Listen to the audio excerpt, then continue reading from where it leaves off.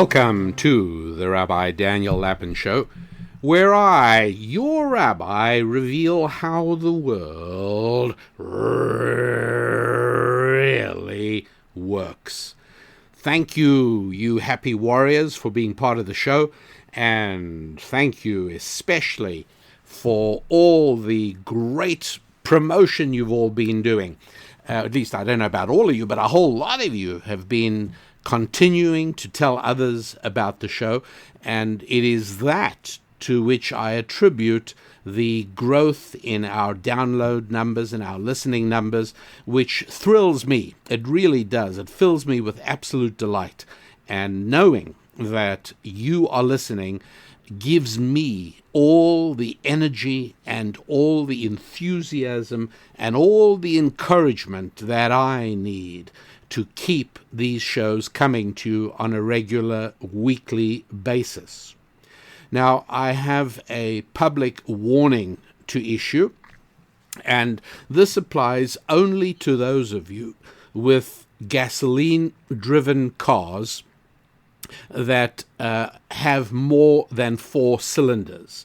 Now, you know that I, your rabbi, wouldn't dream of being seen in a car with only 4 cylinders. 6 is my absolute minimum. My normal and customary comfort level is maintained in an 8-cylinder car, and what I really enjoy is a 12-cylinder car. But 4 cylinders, look, I won't even get into an Uber that comes if it's only a 4-cylinder car. It's just not going to happen. You understand that the cylinders are really important, and they are a measure not only of the masculinity of the driver, but they're also a measure of the power of the car. And the restraining of that power is a huge and valuable character quality. In other words, power that is possessed but not wielded is awesome. It is really wonderful and exciting. You find that in parents, for instance, right? Parents have power, but parents that exert that power in a gentle and not obvious way are loved. I mean, that is a wonderful thing, as opposed to parents who wield their power in a tyrannical kind of a way. And this is also true in politics. It's true in business. When people with little power pretend to wield great power, now that is obnoxious. But people with a lot of power who don't exert it, now that is terrific. And so driving a 12-cylinder car within the speed limit, or even just 8 miles an hour above the speed limit, now that is wonderful, because you know full well that if you wanted to, you could put your right foot down and 8 or 12 cylinders respond with a throaty burst of enthusiastic power, and it's wonderful. That's just one of the delights of a high-performance car. But a 4-cylinder car, I mean, really, come on. I know that today they add turbochargers to 4 cylinders, and they extract huge amounts of power out of merely 4 cylinders. But those 4 cylinders are screaming away in protest, and that turbocharger is spinning at 10,000 RPM, desperately trying to cram just a little bit more oxygen into those teensy-weensy little 4 cylinders. And talking about politicians who exert power, puny and impotent politicians exerting vast amounts of power, well, that has a lot to do with the worldwide response to the coronavirus. Hysterical, yes. Exaggerated, yes. Panic-driven, absolutely. And it really is like somebody driving a small capacity 1.6-liter 4-cylinder car and using their horns and pressing down on their right foot. It's pathetic. And from time to time, I may be a little vocal and perhaps even a little bit, just microscopically excessive in my feelings towards those politicians. So, as you can imagine, I felt truly chastened to receive the following letter from a politician whom I not only know, but I like and respect. I'm not going to tell you what state she's from, because I don't want to reveal any identification information. But here is her letter to me that I just received. Here we go. You are my rabbi, and I am a Christian. We have met several times. However, your comments about politicians is not becoming, she means are not becoming, and plays into a negative stereotype, especially at a time when these people, including myself, are working hard to make tough decisions to save people's lives. When our founding fathers wrote the Constitution, the roles of local government were not as extensive as the churches and houses of worship performed many of the tasks. I will not make value judgments about that, but as things are now, there are many topics, issues, and a more litigious community that makes having experienced people in office imperative. Please help support the dedicated people serving in office and honor the expertise and knowledge they have acquired to help serve. Thanks. And then follows her name. And I immediately did write back to her, dear so-and-so, thank you for taking the time to write to me, particularly during what I can only assume is an extraordinarily hectic period for anybody at your level of government. Of course, I remember meeting you on a number of occasions during, and I don't want to give more identification information, and I have always been impressed with your courage and your commitment to those eternal values that you and I both hold sacred. From time to time, I do keep up with your battles, and I've noticed that you have not wavered in any way since those earlier days. You are right about my frequently uncomplimentary comments about politicians in general, and I accept your criticism. I apologize and intend reading your considerate letter on a future show when I shall undertake to express my concerns about people like, and then I quote some names of other politicians from her state, but I will try to do so with more nuance and specificity. With appreciation for your service and best wishes for continued success, sincerely. So that was my response to her, because, yes, in general, I do think the political response has been shameful and very, very unhelpful. I also got another letter from a friend, David, in Australia, living in the Leap area of Australia. That's north of Brisbane, way up in the northeast area, and he wrote a beautiful letter, which I will read you a little bit of, I think, because I certainly enjoyed it, and I want to tell you now. He wrote it. What he did was he sent it to me by email, but he didn't write the email. What he did was he sent a photograph of a handwritten letter. And the reason he didn't say this, but the reason he did it is because he has paid attention to my frequent references to how much more valuable a handwritten letter is than an email. So he captured everything very, very beautifully. Dear Rabbi Daniel and Mrs. Susan Lappin, just a quick note to say good day, that's an Australian term, to stay connected and to tell you both how much I appreciate the value, how much I value your work brings into my life. I'm sorry, just every now and then I have trouble with a handwritten word. Anyway, continues, through your teachings on the podcast, wisdom in the musings, books, and especially the Ancient Jewish Wisdom Show on TCT television, I'm coming to grips with how the world really works.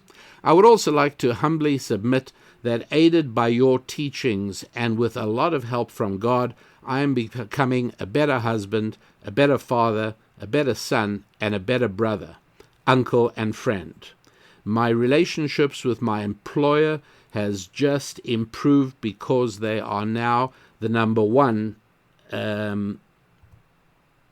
customer of this business professional.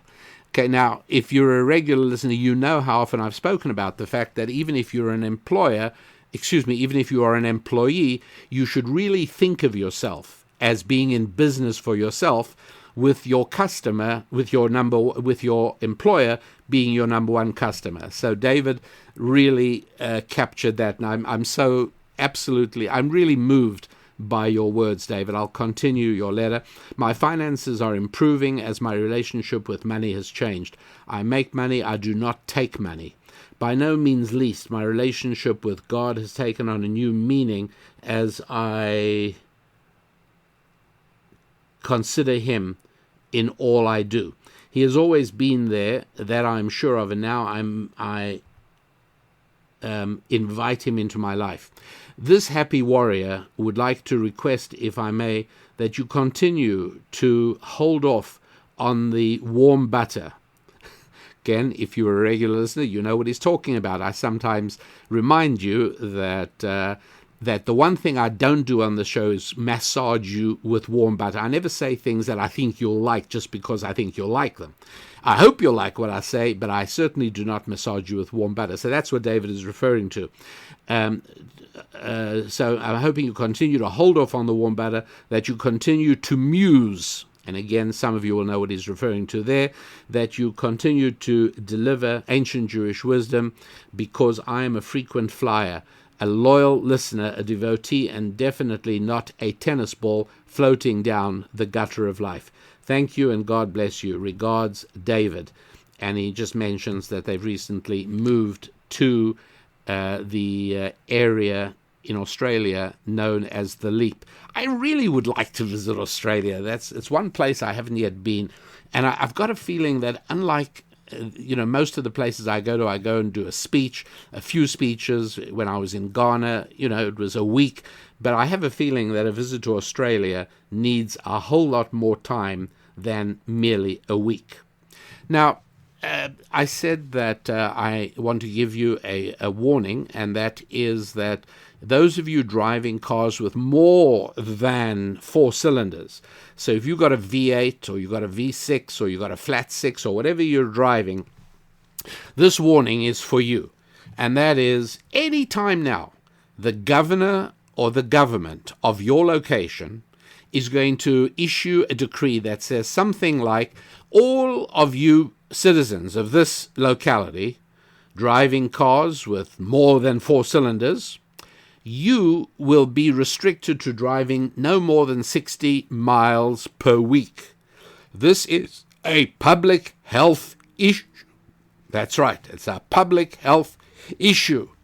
And the reason that I am so confident that you'll be hearing about that soon, and I'm giving you an advance heads up, is because I am extremely concerned. I am one worried rabbi right now, not because of the coronavirus. No, I am worried because of the public health considerations. What do I mean by that? Well, let me take you to one of the finest medical schools in the country, and this would be the Johns Hopkins Hospital, Medical School, Johns Hopkins in Baltimore, Maryland, and they have a school of public health. And this is called the Bloomberg School of Public Health. That's right. The man who was recently a failed Democratic presidential candidate nominee in the Democratic primaries, Mr. Bloomberg, was also previously the mayor of New York. And he utilized the power of the office of the mayor of New York to make sure that convenience stores cannot sell you a soda of more than a certain size. Hello? Really? What's that all about? Well, it's a question of public health. And so My concern, the reason I am genuinely bothered by this, is because public health is an arena that has no limits. For instance, there is nothing to stop government in whatever country you live in deciding that climate change is a public health issue. After all, you might live in Miami or in parts of anywhere in the world where your city is going to be underwater soon as the sea level rises due to climate change. Now, again, if you are a regular listener to the show, you will know how skeptical I am, to say the very least, of all of that nonsense. And in previous shows, you can go back if you're interested and see that I have laid out in considerable detail just why the whole climate change scenario is a hoax, and why the claim that 97% of scientists believe it's all absolute nonsense. At the very least, more honestly described, it's all lies. It's all fake. It's all a hoax. For what reason, you might ask, and again, that is something that I've discussed at length in the past, but in general, it has to do with the desire to grow government and to allow government to maintain and achieve even greater control over every corner of your life. It's one of the reasons that the United States of America was created by the founders, who were absolutely terrified of the dangers of big government.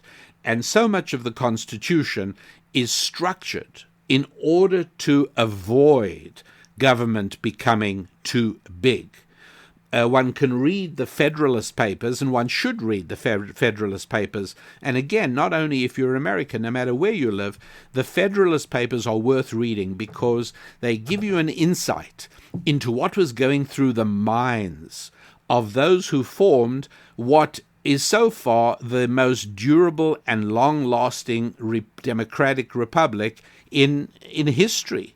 A consistent form of government that hasn't changed since 1776. It's rather remarkable. And the fear is increased government power.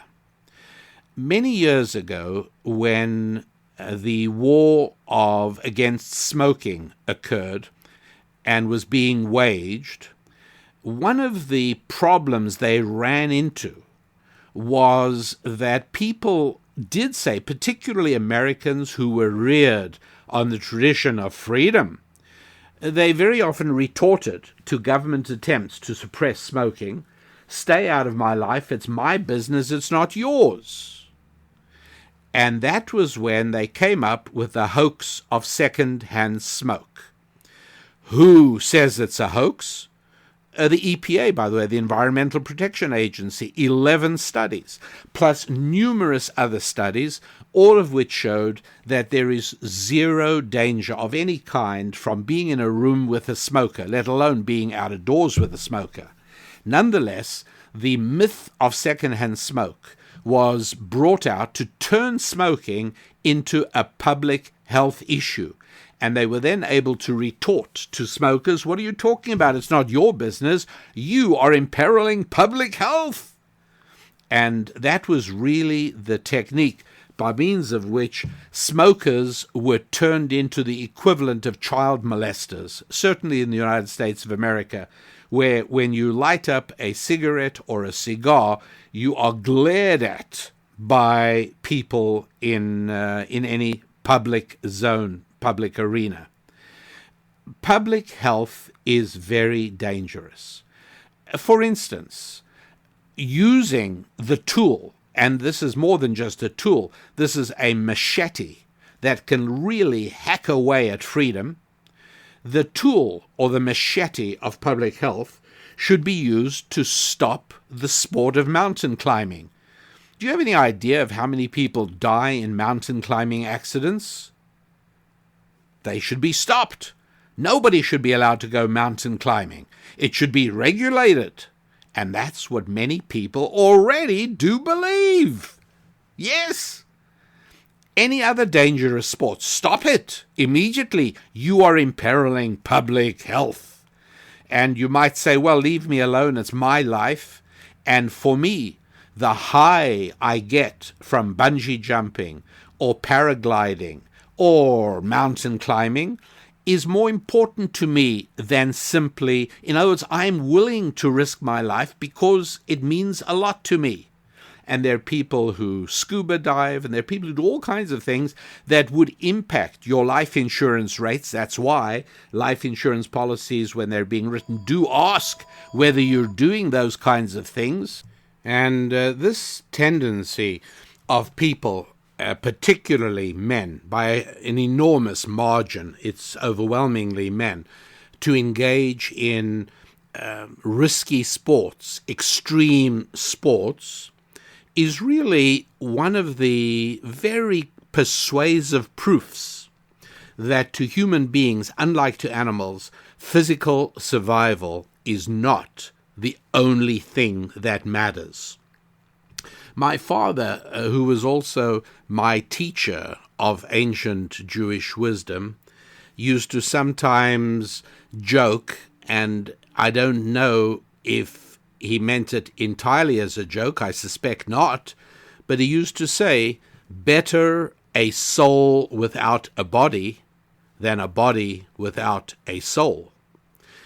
Meaning, in other words, that for we human beings, physical survival is not the only thing that matters. And that there's a certain spiritual high that people get, and it is a spiritual high. Right? There's no chimpanzee on earth that could ever understand why anybody would choose to jump out of a perfectly serviceable airplane with a parachute strapped to his back. But I do understand it. It's not something that I want to do, but I absolutely do get it. And this shows that human beings do care about more than merely physical survival. Feeding our souls, nourishing our spirits, apparently really counts for something. And while we're on extreme sports, I will just say that not only do extreme sports show that for human beings there is more that counts than mere physical survival, but it also accentuates one of the differences between men and women. It's not an accident, it's not a coincidence that extreme sports are practiced far more by men than by women. Women are generally far more down to earth than men are. In young couples, young married couples that I counsel, and I love counseling married couples during the first 7 years of their marriage, particularly earlier if possible.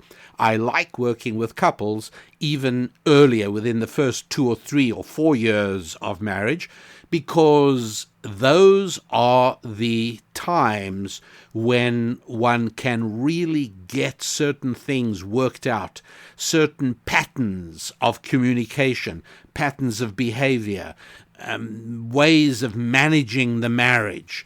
That's the time that those things can be done. I must tell you, something I get that is heartbreaking to me, I get it in both comments on the website. You know that if you go to our website, RabbiDanielLappin.com, you know that you can read not only the current issue of Thought Tools, or of Susan's Musings, or of Ask the Rabbi, but you can also go back and not only look at older issues that have cropped up, but you can even search. And after each one, you'll find the comments that people have written in, and usually responses from Susan Lappin or from me.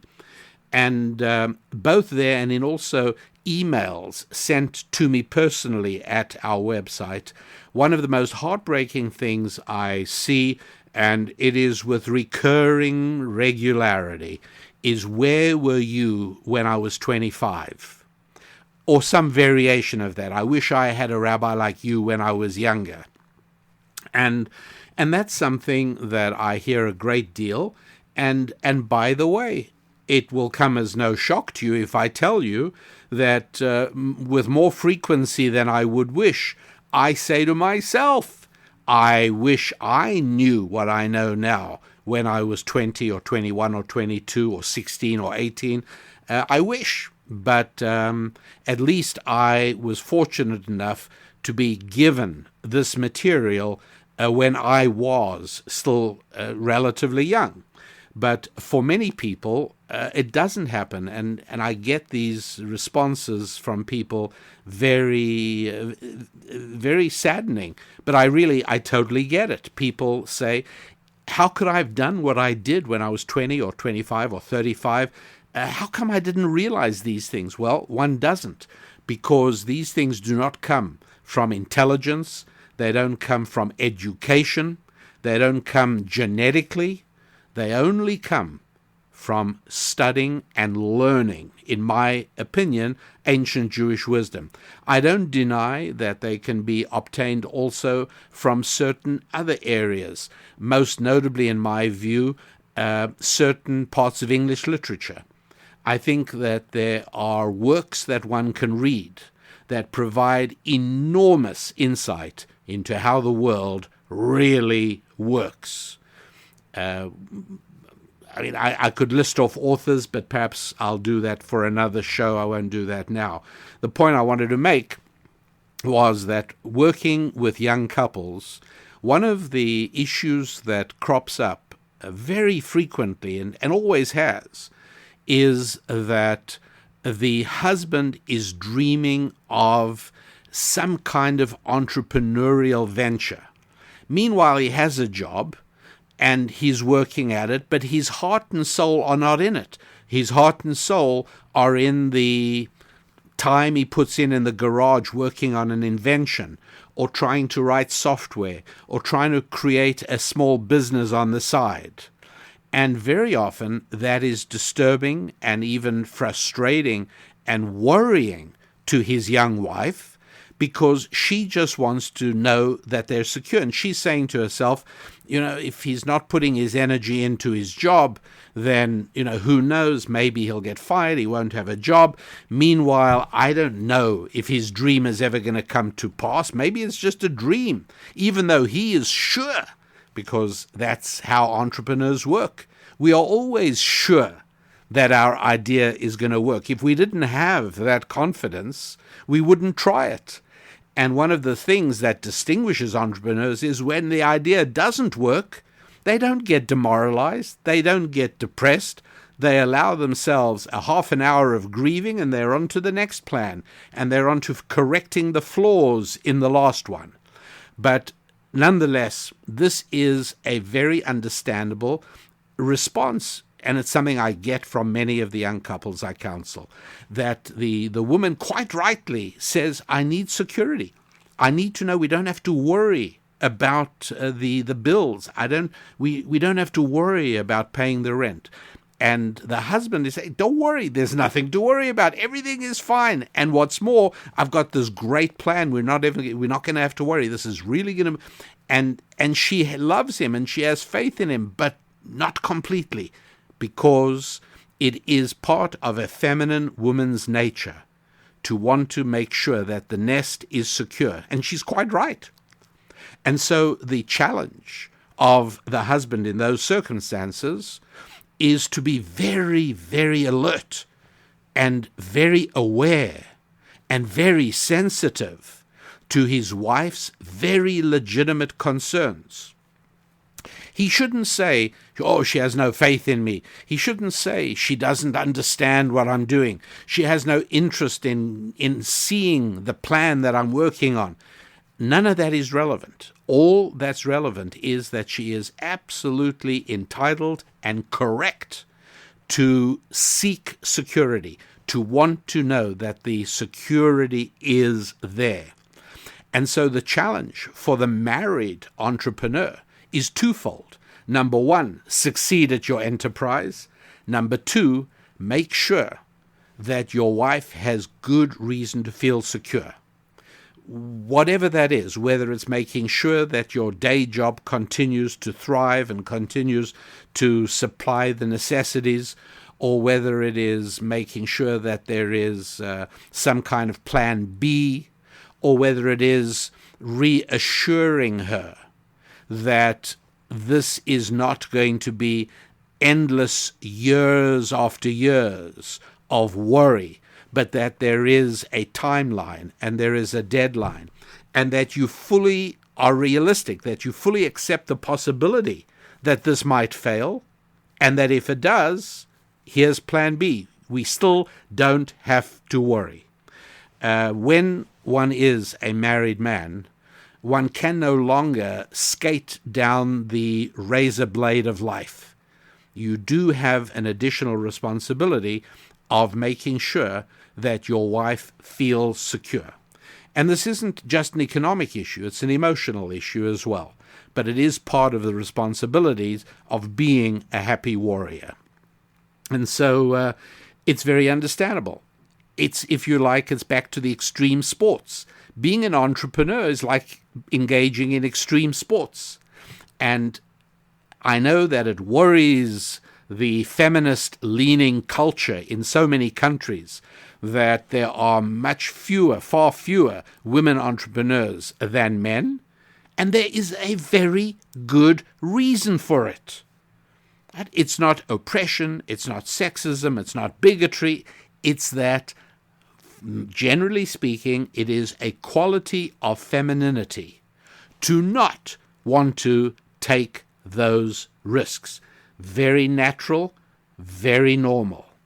And it's something that we all, particularly the males among us, need to really understand. Now, for regular listeners of the Rabbi Daniel Lapin Show, you know that I've spoken extensively over the last few months about the dangers of the disease that I call expertitis. And that is trusting what the experts say in general and structuring your critical life decisions around what the experts say. Because right now in the culture, there is a disproportionate reliance on experts or on studies or on the way we deify the credentialed. Do you know that he is a professor of economics?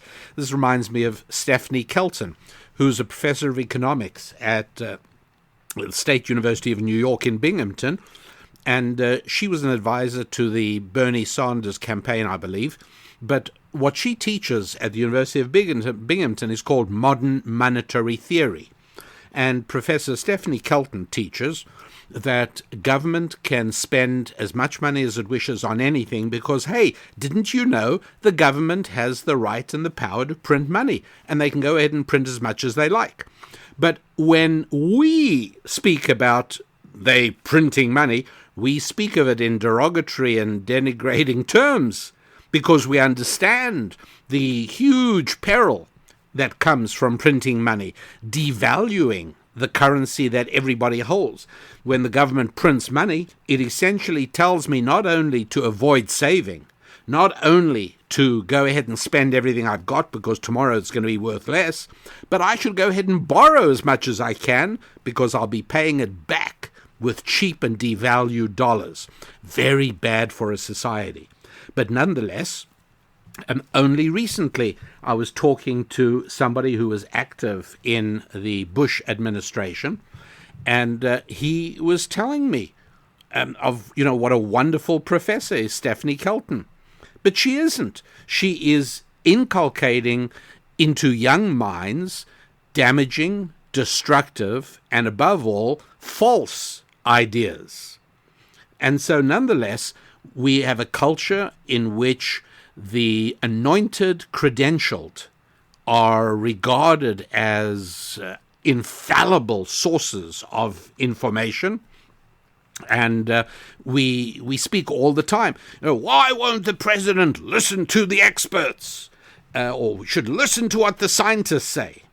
So I was discussing this with my dentist today, a remarkable man who's not only an excellent dentist, but also a very smart and astute business professional, because he is not just running his dental practice, he is also investing in real estate, little by little, small amounts at a time, but gradually he will be acquiring a real estate portfolio, which is wonderful.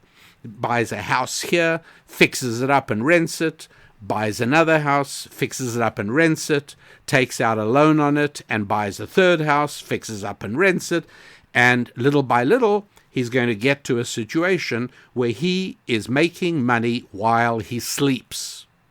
And that's not only good for him economically, but it's good for him maritally as well.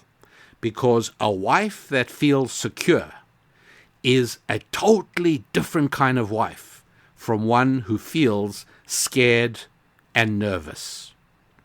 And we were discussing this danger of public health. And here is the approach that he took, which I thought was excellent for a young married man. Excellent. He said, look, when I decide to put up a building, he said, if I decide to build a house, I'm going to get an architect, I'm going to get engineers, I'm going to get soil engineers, I'm going to get electrical contractors, and I'm going to listen to the advice of the person I select. So if the soil engineer tells me, look, this is soft sand here, we need to extend the footings by another 18 inches, then he said, that's exactly what I'm going to do. And if the electrical contractor says, we need to run an additional circuit because in this neighborhood people use a lot of air conditioning, so we want to be able to run 220 volts, not only 110 volts. I'm going to listen to that as well. But what happens if my architect says to me, I don't think that you should be putting up a house. I think you should be investing in the stock market. Or his air conditioning and heating and vacuum contractor says, this is a nice house to build here, but I think you should do it somewhere else. And he names another location. He says, look, these guys are moving outside their areas of expertise, and they are now talking about issues of values. He doesn't know what my plans are for my children. He doesn't know what my financial plans are. He doesn't know my affinity for certain geographical areas. He doesn't even know about my relationship with my wife and the reason I may choose to do so. He doesn't know any of that. He shouldn't be talking about that, and even if he does, I certainly have no business listening. In other words, in the area of medicine, you should speak to a doctor. You should speak to several doctors. But, let's imagine there is some kind of elective surgery you're contemplating. And you speak to the doctor, and the doctor says, well, here's what we can do, here's what it'll cost, here are the risks, etc., etc. And then the doctor says, and by the way, I don't really think you should do that. You could spend your money better by having a tummy tuck or a whatever it is. Now you have to say to yourself, this doctor has moved outside his usefulness to me, because the value judgment is one that only I am qualified to make, because nobody cares about me, my family, and my money more than I do. And so being aware of where the boundaries are of professional expertise is tremendously important. And the area of public health is quite different from medicine. It shouldn't be part of a medical discussion. And the reason is something that I said I did 2 early podcasts at the beginning of the coronavirus affair, And everything I said there, I'm very pleased. I've gone back and listened, and I was right on everything. Right? Not that I'm a prophet, but I deploy ancient Jewish wisdom. And I said at the very outset that the destroying of the economy, even the harming, the jeopardizing of the economy, is also a health issue. You've got to pay attention to that as well. But you see, an economist looks only at economic issues, as well he should. That's what he's been trained to do. That's his life. And a doctor looks at the medical issues, just as he ought to. But public health goes way beyond medicine and way beyond economics. It's a lot of things, many, many things.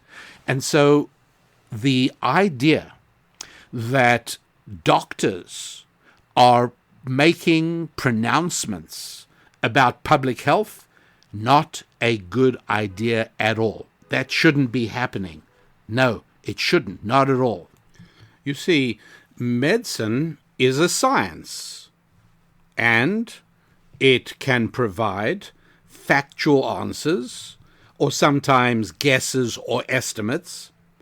But like any science, it deals only with provable, demonstrable, physical realities. It has nothing whatsoever to say about values. And when we make our life decisions, having to do with our families, having to do with our finances, having to do with our friends, having to do with our faith, those decisions are based partially on facts, but very often they're also based on values. And that is exactly why there is such variety in life. Because if we only made decisions on scientific facts, then all our lives would be identical. All of us, every citizen of every country in every part of the world, would all make exactly the same decisions. Because if we confined ourselves to scientific facts, those scientific facts are true for everybody. Now, you may be on the cutting edge of certain scientific facts regarding the coronavirus. At the time I am taping this show, much is not yet known. Much is not yet understood. There are also other areas that claim to be science, but are not. Those include climate change. They include discussions on evolution. And the reason I say that it is not a science is because science is something which can be proven or disproven. But speculation or guesses or estimates or even saying there is no other way it could have happened, that isn't science. Now you're in the area of belief and the area of values. But the reason that every human being is unique is not because of scientific facts. It's not even because we all have different bodies. It's only because we have different values. And it is a dreadful mistake of the most severe magnitude imaginable to base your life only on science.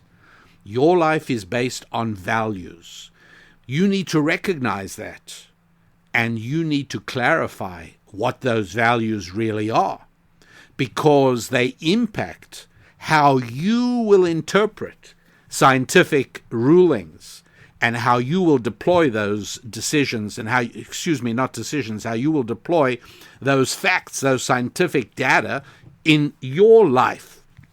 And that's one of the reasons, it's just very much on my mind, because I've been speaking over the internet to a number of young couples. And again, it is extraordinary how many young couples embark on marriage without establishing what the values of the marriage are going to be. And very often it falls to me, and I'm happy to do it, but it needs to be done. You have to sit down and you have to discuss. Here are your values, here are my values, and now let's decide what the marriage values are going to be, because that is a third party, if you like. There is you and there is me. We both exist independently. We both have our independent reality, And that, by the way, is just one of the reasons I've spoken about in the past, and I repeat it again now, is that there are private zones for both husband and wife in a marriage. And what is a private zone? Well, bathroom usage, for instance. Some couples mistakenly regard it as a sign of their closeness, that bathroom functions are conducted as if it was an army barracks. There was a period, thank goodness it's vanished now, but there was a period that architectural magazines were crowing with delight about this new trend of having open bathrooms connected to the bedroom, no walls. And this shows what modern couples are like. There is no embarrassment about natural functions, etc., etc., etc. You know the whole line. It is all hoax, fake, and false, in addition to being absolutely stupid, which is probably even worse. But yes, husband and wife do each exist as real and independent entities. However, far more important than that is the third entity, called the marriage. It doesn't subsume them entirely, but it does become the most important part of their matrix of existence. And I've explained to couples that I work with, again, that the marriage is actually more important than anything else. Yes, if you lose your job, you can recover from that. But if you lose your marriage, there's no real recovery. You only have one shot at a first marriage. And that's not to denigrate second marriages or even third marriages. I have a number of close friends who have built quite wonderful and durable second marriages after bad mistakes the first time around. It's a shame for that to have to happen, and it doesn't need to happen. The emphasis is on values.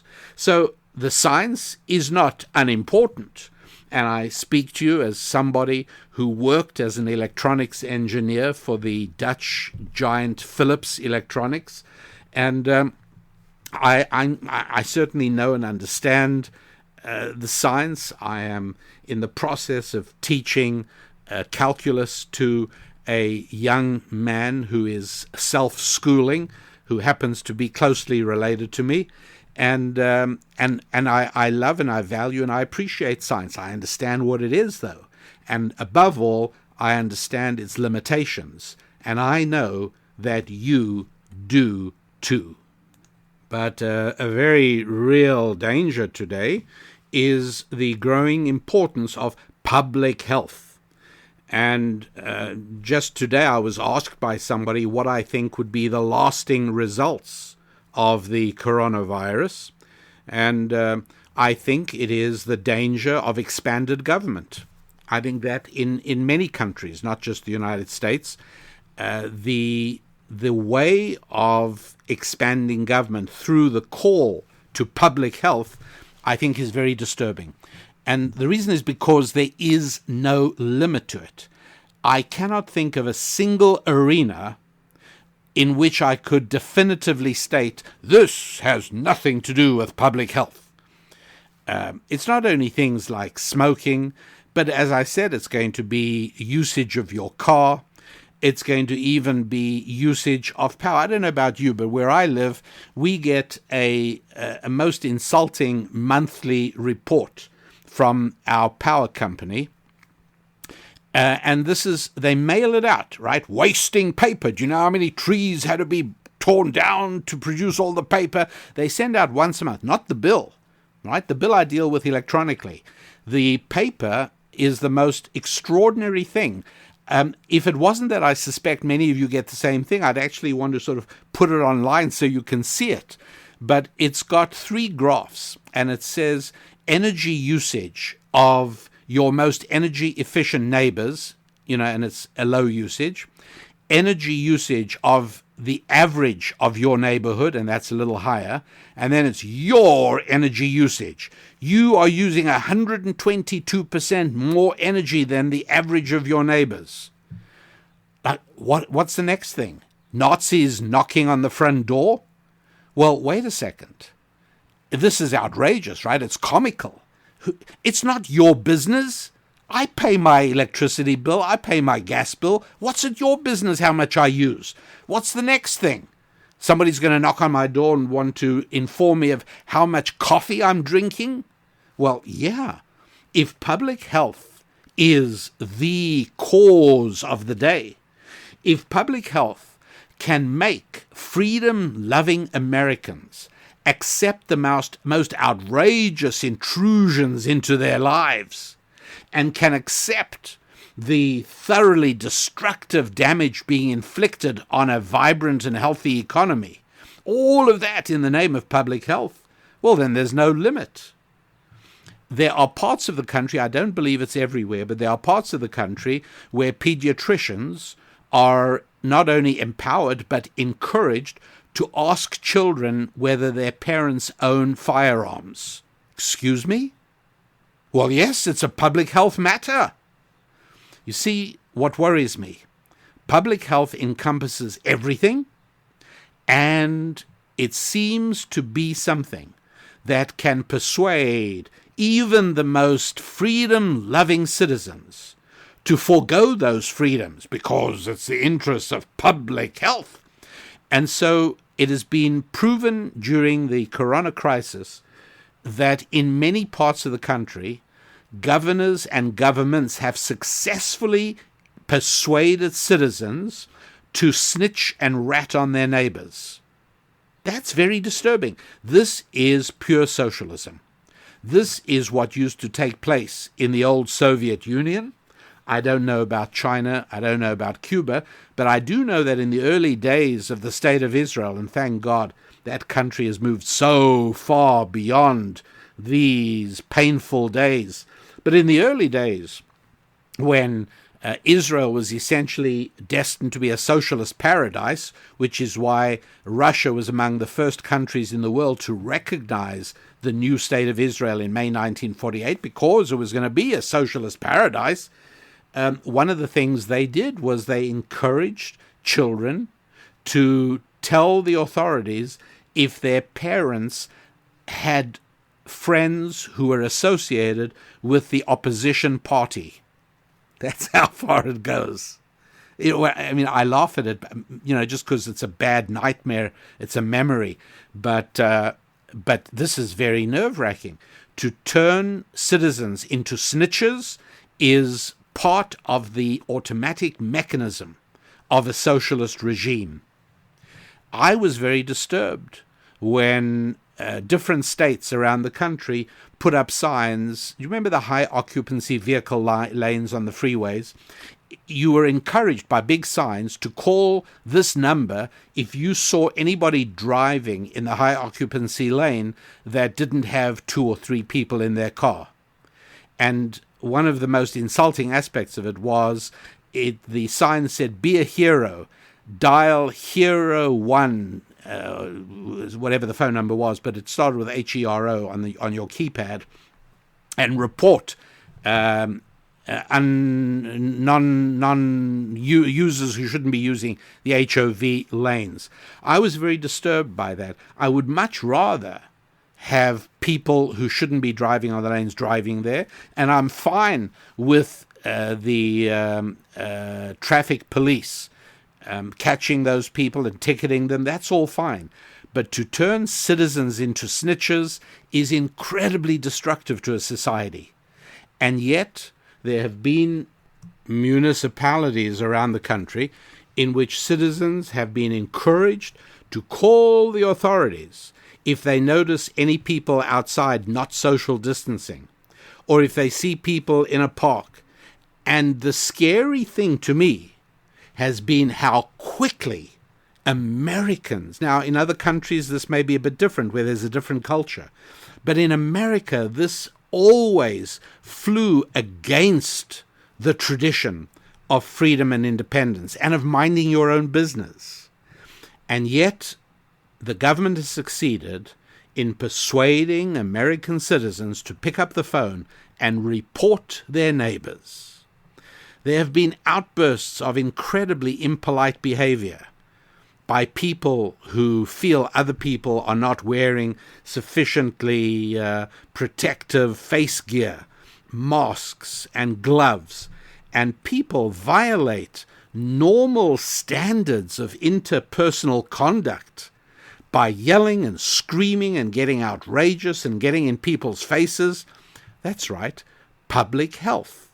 And as soon as you enlist people's fears about public health, apparently you can actually get them to do pretty much anything. And that is what I find alarming, and it's what I find to be the most worrying prospect of what follows as a sequel to the corona panic and the corona hysteria. What happens when tax increases are announced? State level, city level, county level. What happens when tax increases are announced and the rationale is this is needed for public health? I fear that the normal reactions of American citizens, which ordinarily would tend to be very skeptical of demands for tax increases, would be quietened and suppressed in the interests of public health. And so these are the things that I find disturbing right now. And I'm sure that there are many things that have concerned you as well. I mean, after all, when people are frightened, anything can happen. And people can be stampeded by fear. People can be persuaded to act in ways that they would ordinarily be ashamed of when fear is the motivator. And I know that there were people who were extremely concerned at the prospect of urban rioting as part of the coronavirus. Why that hasn't happened to any extent at all probably has to do with the fact that most of the rioting in America's history, going back to the 1960s, I know the history goes back earlier, but to my awareness, it's usually in the summertime, not in the January, February, March period when the coronavirus was at its strongest. Secondly, an ever-increasing number of people get their paycheck from government. That number has continued to climb precipitously since 1960, to the point today where about 6 out of 10 of the people you look at on the bus or on the train, or 6 of the 10 people in cars around you on the freeway, work for government at one level or another. And one of the things that has been happening during the coronavirus in the United States of America is that while the Korean couple who work from early in the morning to late at night running their little dry cleaner have been suffering incredibly. What do I mean? Well, after all, the Hertz company is contemplating declaring bankruptcy. Right now, by the time you hear this, they may well have declared bankruptcy. But why are they declaring bankruptcy? Because they don't have the money to pay for the leases on all the cars they buy.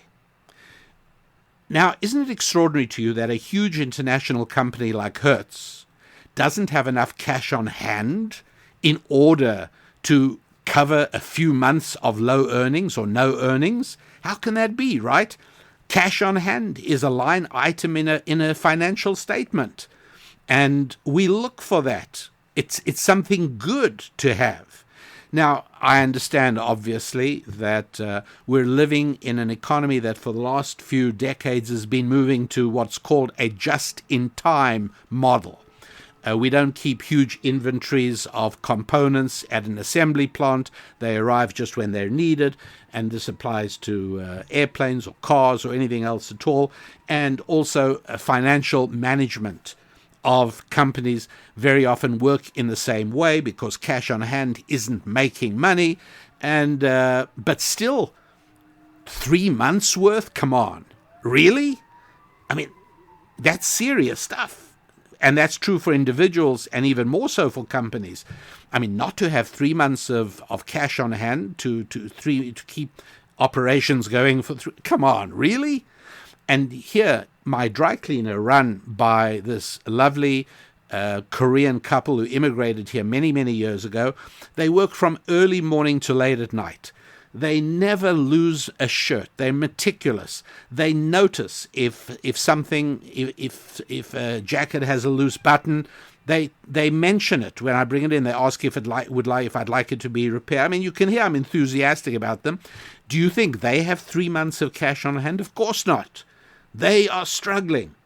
And the fact that I am zealously sending in clothes for cleaning that don't even need it, just because I want them to survive. I want them to be okay. They're valuable to me. But government employees, and God bless you all government employees, but you know as well as I do, you haven't missed a paycheck since this all started. You're getting everything that you were getting all along. And so anybody, and growing numbers, work for the government. I think for a start that means fewer people out there with reason to riot. And so it's not only the weather, and it's also that the government has been very quick and very forthcoming on various kinds of payments and loans and forbearances to make it easier for people, which is all very nice, but it shouldn't have been necessary in the first place. As I said when I first started speaking on this show about the coronavirus, there was not any proven reason to damage the economy and to force a nationwide shutdown of the kind that we're seeing. I'm not going to again go into the details I covered then, but I will just say that the number of coronavirus deaths, or the deaths that are being attributed to coronavirus, now over 60,000, is simply not true. I'm sure you are all aware that Medicare pays more money for coronavirus cases than for regular. You are all aware that the Center for Disease Control has actually instructed healthcare providers, doctors, hospitals, and so on, to attribute deaths to coronavirus, even unless there is evidence to the contrary. So I don't for one moment accept that the true number of deaths is indeed 60,000.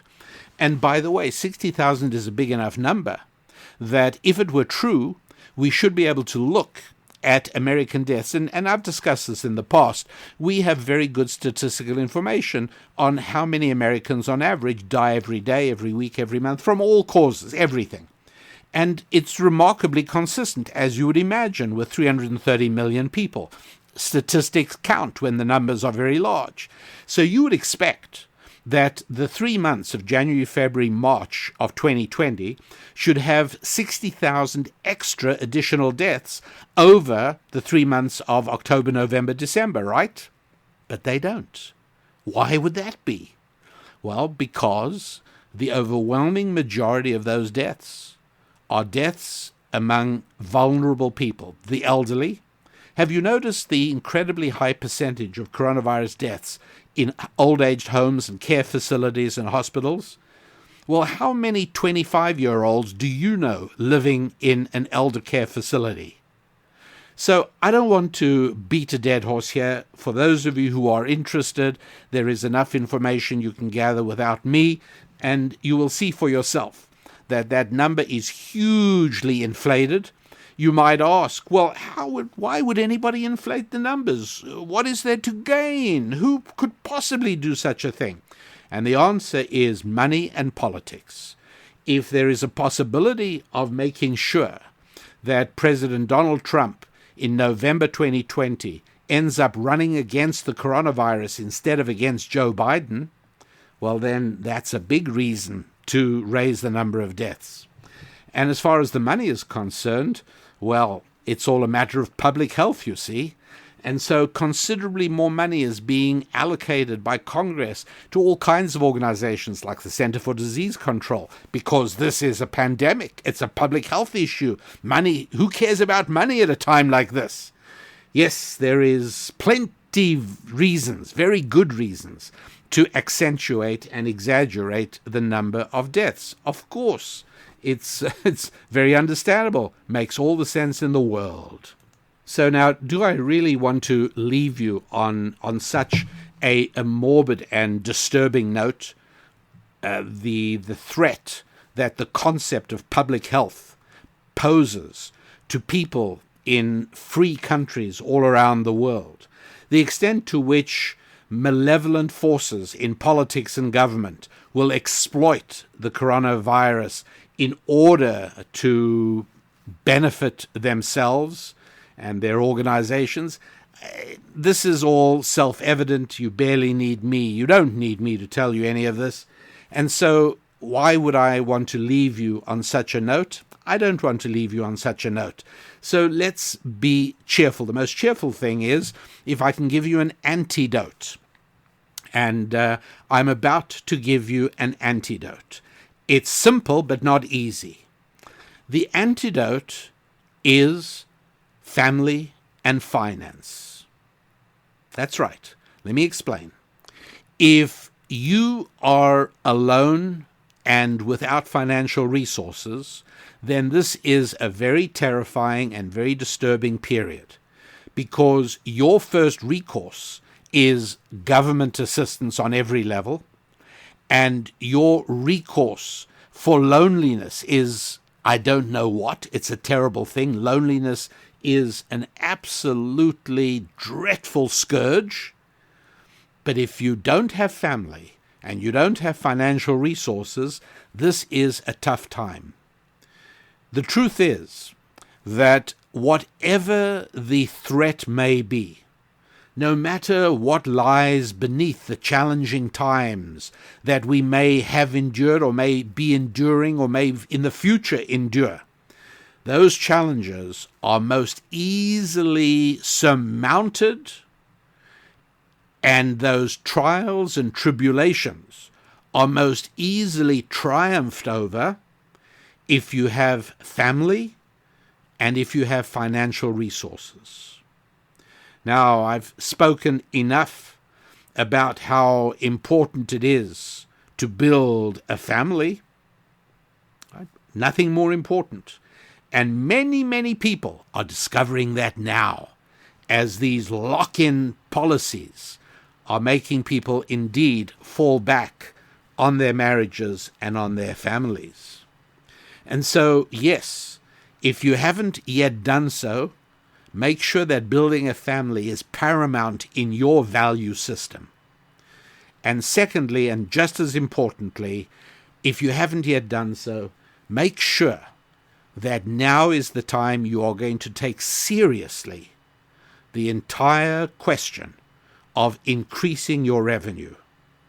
That is the thing to be doing now, to make sure you are now taking the steps to increase your money-making ability in order to build enough income that you can invest in adventures and entrepreneurial activities, whether it's real estate or any one of 100 other things, that you are going to get good at and build up passive income that supplies your bank account even while you're asleep. These are really important things, really important. Let me read to you a letter which you could actually read for yourself on our website. Over at our website at rabbidaniellapin.com, you will see a tab called Susan's Musings. And those are the uncensored thoughts and ideas of Susan Lapin. And they generate very extensive response. They get more comments than anything else we do on our website, partially because Susan speaks directly from the heart.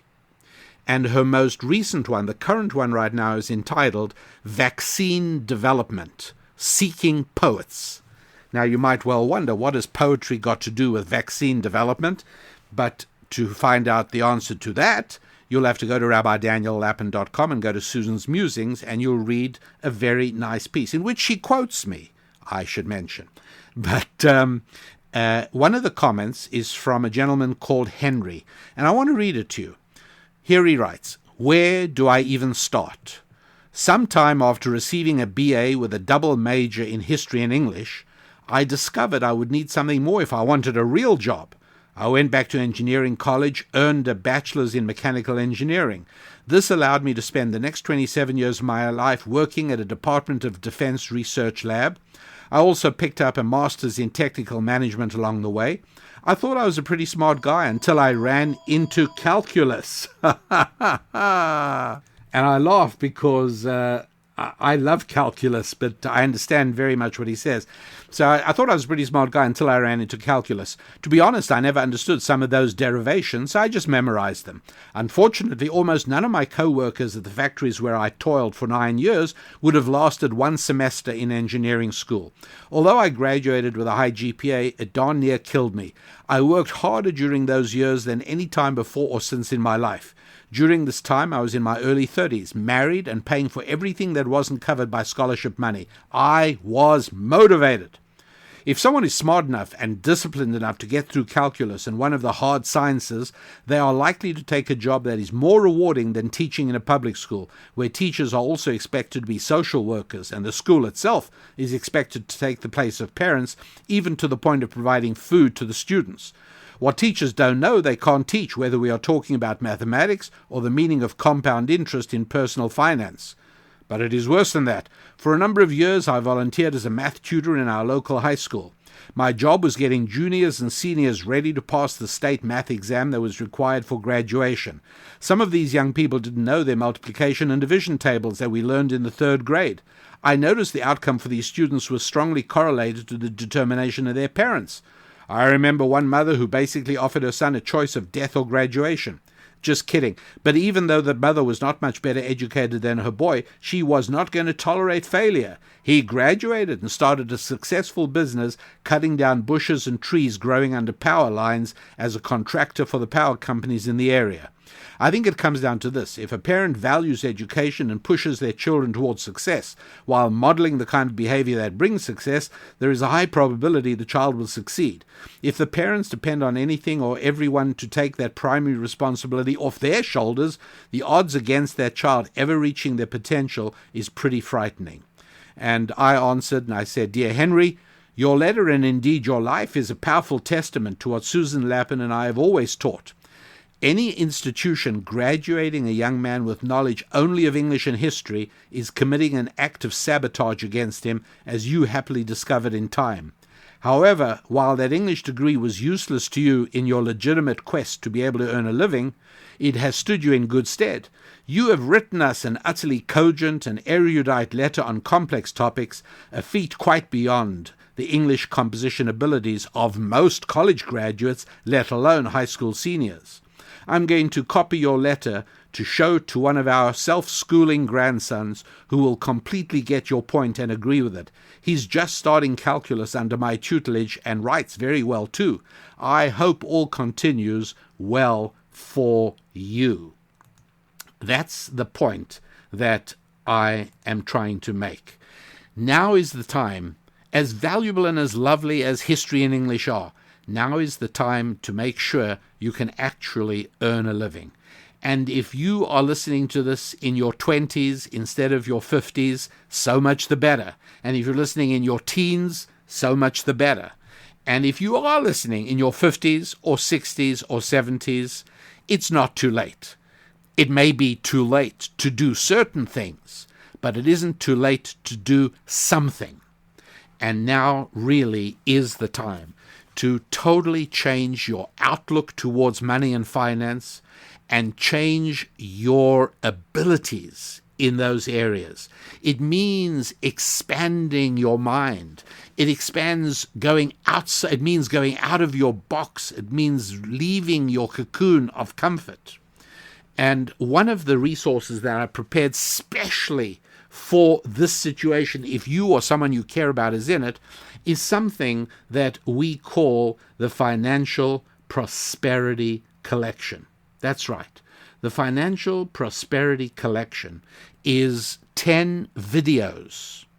And you can either buy them by having us ship you a little USB drive that you pop into the side of your computer, and then you get to watch the 10 videos. Or you can even download them as 10 MP4 files, and that way you can get started on that immediately.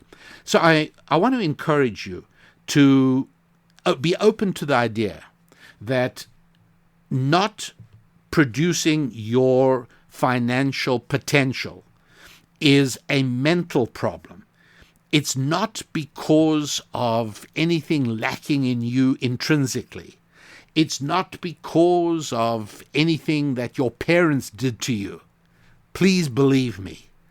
It certainly has something to do with mistakes you've made in the past. But that's true for all of us. And it isn't too late to make a change. Doesn't mean you can correct all those mistakes. Time moves on. Not everything can be said it's not too late. Some things it is. But it's not too late to make a change. It's not too late to improve. It never is. And so working your way gradually through those 10 video lessons, that would be one good way to do it. You may have other ways of doing it. It's possible you are already embarked on a concept that you just haven't devoted enough energy to and enough time to. Well, what I would suggest you start off doing is do a time assessment of your life. How much of your hours every week go to non-productive activity? By that I mean time not devoted to your 5 F's. And you will notice that I'm adding a fifth one. Usually I say the 4 F's, but I'm adding a fifth one. What are the 5 F's? I'm looking for time in your life that you are not devoting to faith, to family, to finance, to friends, and to fitness, taking care of yourself physically. Any time you're not devoting to any of those things, and that, by the way, includes time that goes on amusement and entertainment. There is no need for that. Seriously. Sometimes people plonk themselves down in front of the TV and, you know what, I just need to relax. No, you don't. You don't need to relax. You know when there's time to relax? After 120 years, when you meet your maker. He'll probably say even then, no time for relaxation, but I do not have authoritative or reliable information on that. But what I do know authoritatively and reliably is remove relaxation from your life, and if you devote all of that time to things that are productive, you will truly be astounded at the results. And maybe, for a start, it is devoting yourself to absorbing those 10 lessons in my financial prosperity collection. Maybe it isn't. Maybe you have other avenues, and that's fine. That's fine. I want you to prosper. I really, really do. In the same way that I want me to prosper. And I work on that, and I want you to work on that and to take it very, very seriously. Because I got to tell you that when the invasion of the Nazis hit one country after another in the middle of the 20th century, many times, not always, but many times, those people who got out of an invaded and occupied Holland, and who got out of invaded and occupied Poland, and many of the Jews who knew they were headed for death and destruction, those who got out had a few dollars in their pockets. And they always kept cash on hand, by the way. That's right. Sometimes it was in the form of valuables like gold and jewelry. Other times it was in the form of investments of certain kinds, although real estate investments were seized by the Germans. Things that were not movable were seized. And I'm not suggesting that invasion is imminent and that you must have huge amounts of cash on hand. I'm not suggesting that. Obviously, enough cash on hand for a certain period of time, and you have to decide that for yourself, obviously is essential. But I am saying that having financial resources is very, very important. And if this coronavirus hasn't driven that home yet, then I hope that this show will. And that, my friends, brings us about as far as we're going to go. I remind you of the website, rabbidaniellapin.com. Take a look at Susan's musings about vaccines and poetry. I'm serious. It was beautiful. Obviously I'm proud of her. And you'll enjoy that. You'll also be able to read more about the Financial Prosperity Collection, those 10 video lessons where I teach the topic I've been talking about, all of that at rabbidaniellapin.com. It's also a place to write to me, and as you know, I cherish the letters I receive very much. And it's also a place you can send questions to on the Ask the Rabbi page. The current Ask the Rabbi, by the way, is very interesting and very painful. It's from a woman who writes about the fact that her husband lost his job and that he's sitting around and watching television and not doing anything. And he's not even helping around the house, and she's taking care of everything, and she's got a job. And Susan Lapin and I prayed on this one, and we worked on it for a long time. We also discerned certain things in the wording of her letter that gave us clues to what may really be going on there. And so although we don't know the person who wrote to us, we've never met her, all we have to go on is the question that she wrote to us, nonetheless, we devoted considerable effort to the answer, which was, I think, surprising to many people. And in fact, many of the comments you can read after that Ask the Rabbi on our website, you will see that many people not only had thoughts of their own, but many were struck by some of the highlights of our observations. So anyway, all of that at rabbidaniellapin.com.